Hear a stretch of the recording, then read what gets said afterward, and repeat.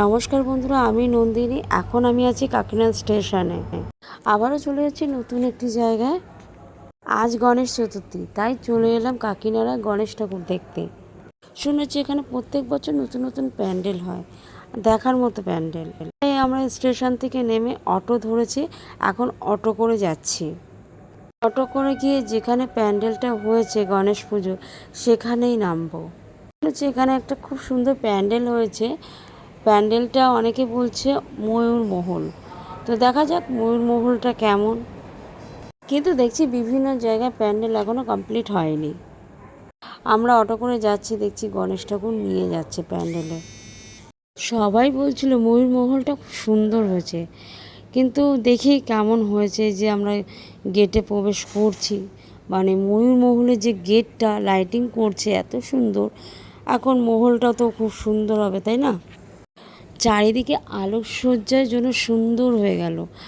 আর গণেশ পুজো বলে কথা। আর এই প্যান্ডেলটা করেছে শালপাতার প্যান্ডেল। ময়ূরমহলটা অপূর্ব সুন্দরও হয়েছে। এসে যখন পড়েছি তখন ভিডিওটা করাই যাক।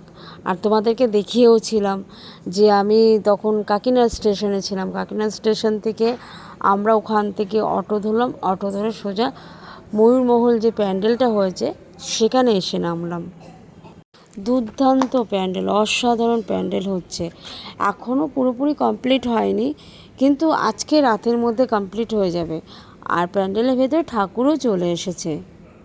প্যান্ডেলের থিমগুলো এত সুন্দর করেছে, দেখার মতো, অসাধারণ, মুগ্ধ হয়ে যাওয়ার মতো। কিছু কিছু থিম করেছে প্যান্ডেলের সাইড দিয়ে। যে ঝাড়বাতিটা করেছিল খুব সুন্দর। আর গেটে ঢুকতেই দেখো কত সুন্দর একটা ময়ূর, ওই জন্য বলেছে ময়ূরমহল। ময়ূরটা দেখেছো কত সুন্দর, সেই কারণে বলা হয়েছিল ময়ূরমহল। যাওয়ার তো ইচ্ছা ছিল যে কালকে, কিন্তু কি হলো, আর হলো না যাওয়া। তো আজকেই চলে এলাম। আমার এই ব্লগটা তোমাদের কেমন লাগছে বন্ধুরা, প্লিজ লাইক, কমেন্ট এবং শেয়ার করে দিও। আর এই যে ময়ূরমহলের থিমটা কত সুন্দর, তোমাদের কেমন লাগলো সেটাও একটু জানিও। ময়ূরমহলে এখনও মহলটা তৈরি হয়নি পুরোপুরিভাবে। যতটুকু তৈরি হয়েছে ততটুকুই ভিডিও করে তোমাদের কাছে তুলে ধরছি। আর এখানে সব কারিগররা সব তৈরি করছে মহলটা।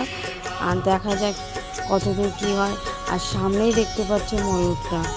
মহলটা এত সুন্দর করেছে, কিন্তু যতটুকু সুন্দর দেখলাম সত্যি খুবই অসাধারণ।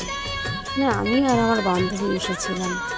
ও হাট করে দুপুরবেলা বললো যে নন্দিনীদি চলো ঘুরে আসি। আমি বললাম কোথায়? তো কাকিনাড়ার থেকে ঘুরে আসি, কাকিনাড়ার প্যান্ডেলটা খুব সুন্দর করেছে, চলো দেখে আসি। বললাম চল দেখা যাক, তাই চলে এলাম। ও যখন বললো আমি তখন চলে আসলাম। আজকে যাওয়ার কথা ছিল আমার আহিরতলা। তা ভাবলাম যে না, গণেশ পুজো বলে কথা, ছাড়াছাড়ি সিন নেই, ওই যে চলে আসলাম। এর ভেতরে অনেক মিস্ত্রিরা কাজ করছে, প্যান্ডেলটা তৈরি করছে। পুরোপুরি থিমটা তৈরি হয়নি, কিন্তু এখনও তৈরি হবে, এই মতো কমপ্লিট হয়ে যাবে। আর ওই যে গণেশ ঠাকুর বসে আছেন।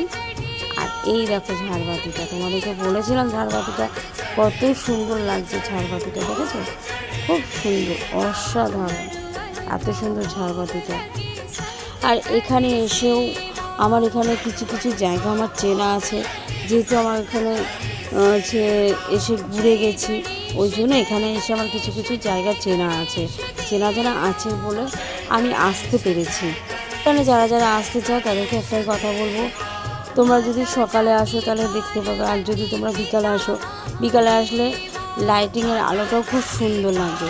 যেহেতু আমরা থাকতে পারলাম না, কেননা পুরোপুরি প্যান্ডেলটা কমপ্লিট হয়নি বলে আমরা থাকতে পারলাম না। আর আমরা অতটা লাইটিং দেখতেও পারলাম না। আসলে তোমরা দেখতে পাবে। আর এই হচ্ছে মেন মানুষটা, মানে গণেশ ঠাকুর, উনি বসে আছেন। দেখুন এই যে গণেশ ঠাকুরের মূর্তিটা খুবই সুন্দর করেছে, অসাধারণ মূর্তি করেছে, দেখার মতো। তোমাদের তো ভালো লাগবেই, কারণ তোমাদের কাছে প্রচুর প্রচুর ভিডিও পাঠিয়েছি, তোমরা আমার ভিডিওটা দেখেছো, আমার ভিডিওটা দেখে সাবস্ক্রাইব করেছো, ভালো লেগেছে। তো তার জন্য তোমাদেরকে অসংখ্য ধন্যবাদ। তাই আবারও বলছি, আমার ভিডিওটা প্লিজ লাইক করবে, কমেন্ট করবে, কেমন হয়েছে ভিডিওটা কমেন্ট করবে, তাহলে আমি বুঝতে পারবো, তাহলে আমি আবার নতুন নতুন ভিডিও নিয়ে চলে আসবো। আরও একবার বলছি, যারা নতুন আছো তাদেরকে বলছি সাবস্ক্রাইব করতে ভুলবে না। সাবস্ক্রাইব করে দিলে আবার নতুন নতুন ভিডিও তোমরা দেখতে পারবে। আশা করি আমার ভিডিওটা তোমাদের নিশ্চয়ই ভালো লেগেছে। তাই আবারও ফিরে আসবো অন্য একটি জায়গায়, অন্য একটি ভিডিও নিয়ে। তোমরা ভালো থেকো, সুস্থ থেকো। সকলকে বলি টাটা। সকলে মিলে বলো জয় গণপতি বাপ্পা।